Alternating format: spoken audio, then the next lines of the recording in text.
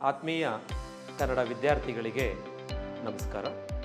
ಈ ದಿನ ನಾನು ಕನ್ನಡ ವಿಷಯದಲ್ಲಿ ಹೆಚ್ಚು ಅಂಕವನ್ನು ಗಳಿಸುವುದು ಹೇಗೆ ಎಂಬುದನ್ನು ನಿಮಗೆ ಹೇಳಿಕೊಡುತ್ತೇನೆ. ಪ್ರಸ್ತುತ ವರ್ಷ ಪದವಿ ಪೂರ್ವ ಶಿಕ್ಷಣ ಇಲಾಖೆಯು ಪದವಿ ಮಟ್ಟದಲ್ಲಿ ವಿದ್ಯಾರ್ಥಿಗಳಿಗೆ ಉತ್ತಮ ಅಂಕವನ್ನು ಗಳಿಸಲು ಪಠ್ಯ ವಿಷಯಕ್ಕೆ ಸಂಬಂಧಪಟ್ಟಂತೆ ಕೆಲವು ಬದಲಾವಣೆಗಳನ್ನು ತಂದಿದೆ. ಅದರಲ್ಲಿ ಪ್ರಶ್ನೆ ಪತ್ರಿಕೆಯ ಸ್ವರೂಪದಲ್ಲಿ ಆದಂಥ ಬದಲಾವಣೆಯನ್ನು ಈ ದಿನ ನಿಮಗೆ ಹೇಳುತ್ತೇನೆ. 2024 ಮಾರ್ಚ್ 1ರಂದು ಕನ್ನಡ ವಿಷಯಕ್ಕೆ ಸಂಬಂಧಪಟ್ಟಂತೆ ಪ್ರಶ್ನೆ ಪತ್ರಿಕೆಯ ಸ್ವರೂಪವನ್ನು ಇದೀಗ ಹೀಗಿದೆ. ಕನ್ನಡದಲ್ಲಿ 80 ಅಂಕಗಳಿಗೆ ಬರವಣಿಗೆಯ ಮುಖಾಂತರವಾಗಿ ಬರೆಯುವುದು, 20 ಅಂಕಗಳು ಆಂತರಿಕ ಅಂಕಗಳನ್ನು ಕೊಡಲಾಗುತ್ತದೆ. ಒಟ್ಟು ಅಂಕಗಳ ಸಂಖ್ಯೆ 100. ಹೀಗಿದ್ದಾಗ ಮೊದಲಿಗೆ ಪ್ರಶ್ನೆ ಪತ್ರಿಕೆಯ ಸ್ವರೂಪದಲ್ಲಿ ಭಾಗ 5 ಭಾಗಗಳನ್ನು ಒಳಗೊಂಡಿರುತ್ತದೆ. ಮೊದಲಿಗೆ ಆ ವಿಭಾಗದಲ್ಲಿ ಬಹು ಆಯ್ಕೆಯ ಪ್ರಶ್ನೆಗಳು. ಬಹು ಆಯ್ಕೆಯ ಪ್ರಶ್ನೆಗಳನ್ನು ಕೊಡುವುದು ಈ ಕೆಳಗಿನ ಭಾಗಗಳಿಂದ ಮಾತ್ರ. ಪದ್ಯ ಭಾಗದಿಂದ 5 ಪ್ರಶ್ನೆಗಳು, ಗದ್ಯ ಭಾಗದಿಂದ 2 ಪ್ರಶ್ನೆಗಳು, ಇನ್ನು ದೀರ್ಘಗದ್ದೆಯಿಂದ 3 ಪ್ರಶ್ನೆಗಳನ್ನು ಕೊಡಲಾಗುತ್ತದೆ. ಪದ್ಯ ಭಾಗದಲ್ಲಿ 3 ಮತ್ತು ಗದ್ಯ ಭಾಗದಲ್ಲಿ 7 ಪ್ರಶ್ನೆಗಳಲ್ಲಿ 2 ಪ್ರಶ್ನೆಗಳು ನಿಮಗೆ ಅನ್ವಯಿಕ ಪ್ರಶ್ನೆಗಳನ್ನು ಕೊಡಲಾಗುತ್ತದೆ. ಈ ಪ್ರಶ್ನೆಗಳಿಗೆ ಪಠ್ಯ ವಿಷಯದಲ್ಲಿರುವಂಥ ವಿಷಯವನ್ನು ಸುಲಲಿತವಾಗಿ ಪ್ಯಾರಾವೈಸು ಅಧ್ಯಯನ ಮಾಡಿದಾಗ ಆ ಪ್ರಶ್ನೆಗಳಿಗೆ ಉತ್ತರಗಳು ದೊರೆಯುತ್ತವೆ. ಹೀಗೆ ಕನ್ನಡದಲ್ಲಿ ಹೆಚ್ಚು ಅಂಕವನ್ನು ಗಳಿಯಬೇಕಾದರೆ ಈ ಕೆಳಗಿನ ಅಂಶಗಳನ್ನು ಮನದಟ್ಟು ಮಾಡಿಕೊಳ್ಳಬೇಕು. ಮೊದಲಿಗೆ ಬಹು ಆಯ್ಕೆಯ ಪ್ರಶ್ನೆಗಳನ್ನು ಬರೆಯಬೇಕಾದರೆ ವಿದ್ಯಾರ್ಥಿಗಳು ಈ ಕೆಳಗಿನ ಅಂಶಗಳನ್ನು ಗಮನಿಸಿ. ಪದ್ಯ ಭಾಗದಿಂದ ಕದಡಿದ ಸಲಿಲಂ ತಿಳುವಂದದೆ ವಚನಗಳು ಇನ್ನೂ ಹುಟ್ಟದಿರಲಿ ನಾರಿಯರ್ ಎನ್ನವೋಲ್ ಪಗೇಂ ಬಾಲಕನೆಂಬರೆ ಇನ್ನೂ ಹುಟ್ಟದೇ ಇರಲಿ ಹಾಗೆ ಜಾಲಿಯ ಮರದಂತೆ ಎಂಬ ಪದ್ಯ ಭಾಗದಿಂದ 5 ಪ್ರಶ್ನೆಗಳನ್ನು ಕೊಟ್ಟಾಗ ಆ ಪ್ರಶ್ನೆಗಳಿಗೆ ಉತ್ತರಗಳನ್ನು ಹೀಗೆ ಬರೆಯಬೇಕು. ಮೊದಲಿಗೆ ಪ್ರಶ್ನೆಯನ್ನು ಉತ್ತರಿಸುತ್ತಾ ಆ ಪ್ರಶ್ನೆಗಳಿಗೆ ಸಂಬಂಧಪಟ್ಟ ಆಯ್ಕೆಗಳನ್ನು ಮೊದಲು ಗಮನಿಸಬೇಕು. ಪ್ರಶ್ನೆ ಪತ್ರಿಕೆಯ ಸ್ವರೂಪ ಹೀಗಿದೆ. ಆ ವಿಭಾಗದಿಂದ ಬಹು ಆಯ್ಕೆಯ ಪ್ರಶ್ನೆಗಳು 10. ಬಿ ವಿಭಾಗದಲ್ಲಿ ಹೊಂದಿಸಿ ಬರೆಯಿರಿ. ಬಹು ಆಯ್ಕೆಯ ಪ್ರಶ್ನೆಗಳು 10 ಪ್ರಶ್ನೆಗಳನ್ನು ಕೊಡಲಾಗುತ್ತದೆ. ಬಿಟ್ಟ ಸ್ಥಳಗಳನ್ನು ಸರಿಯಾದ ಉತ್ತರಗಳನ್ನು ಆರಿಸಿ ಬರೆಯಿರಿ 5 ಪ್ರಶ್ನೆಗಳು. ಇದು ಕೇವಲ ಗದ್ಯಕ್ಕೆ ಸಂಬಂಧಪಟ್ಟಿರುತ್ತದೆ. ಹೊಂದಿಸಿ ಬರೆಯಿರಿ, ಇದು ಕೇವಲ ಪದ್ಯಕ್ಕೆ ಸಂಬಂಧಪಟ್ಟಂತ ಪ್ರಶ್ನೆಗಳನ್ನು ಒಳಗೊಂಡಿರುತ್ತದೆ. ಆ ವಿಭಾಗದಿಂದ 20 ಅಂಕಗಳಿಗೆ ಪ್ರಶ್ನೆಗಳನ್ನು ಕೇಳಲಾಗುತ್ತದೆ. ಭಾಗ 2 ಆ ವಿಭಾಗ 2 ಅಂಕದ ಪ್ರಶ್ನೆಗಳನ್ನು ಒಳಗೊಂಡಿರುತ್ತದೆ.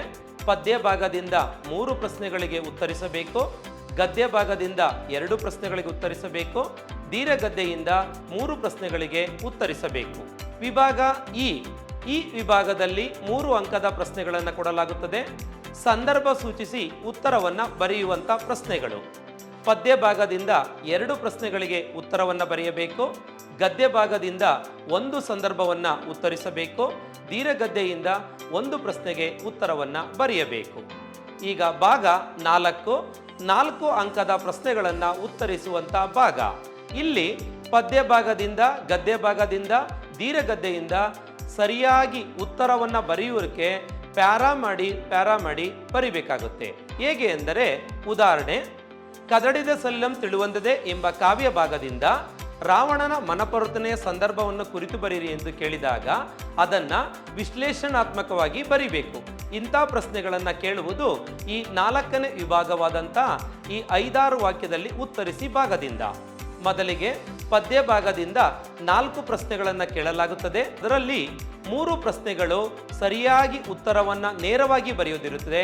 ಆದರೆ ಪ್ರಶ್ನೆ ಸಂಖ್ಯೆ 40ನೇ ಒಂದು ಪ್ರಶ್ನೆಯು ಇತ್ತೀಚೆಗೆ ಆದಂಥ ಬದಲಾವಣೆಯಲ್ಲಿ ಪ್ಯಾರಾವನ್ನು ಕೊಟ್ಟು ಪದ್ಯದ ಒಂದು ಶೀರ್ಷಿಕೆಯನ್ನು ಕೊಟ್ಟು ಪದ್ಯದ ಭಾಗವನ್ನು ಕೊಟ್ಟು ಅದಕ್ಕೆ 1-2 ಅಂಕಗಳನ್ನು ನಿಗದಿಪಡಿಸಲಾಗಿರುತ್ತದೆ.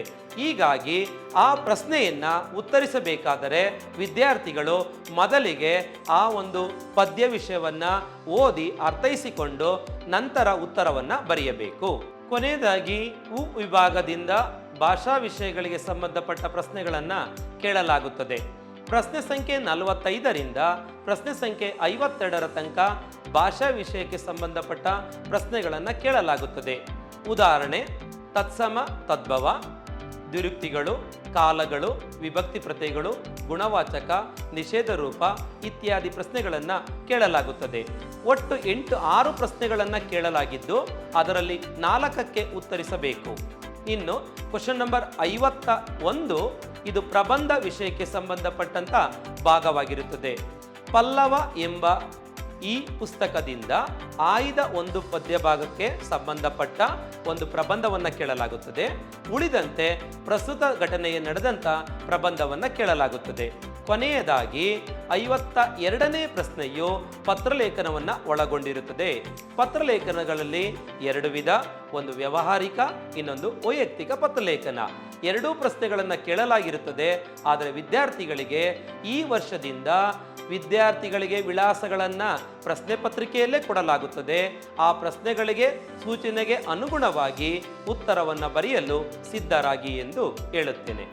ಹೆಚ್ಚಿನ ಮಾಹಿತಿಗಾಗಿ ಕೆಳಗಿನ ಕಮೆಂಟ್ ಸೆಕ್ಷನಲ್ಲಿ ಕನ್ನಡ ಎಂದು ಟೈಪ್ ಮಾಡಿ. ನಿಮಗೆ ಈ ವಿಷಯಕ್ಕೆ ಸಂಬಂಧಪಟ್ಟ ಪ್ರಶ್ನೆ ಪತ್ರಿಕೆಗಳನ್ನು ಮತ್ತು ಮಾದರಿ ಪ್ರಶ್ನೆಗಳನ್ನು ಕಳಿಸಿಕೊಡಲಾಗುತ್ತದೆ. ಧನ್ಯವಾದಗಳು.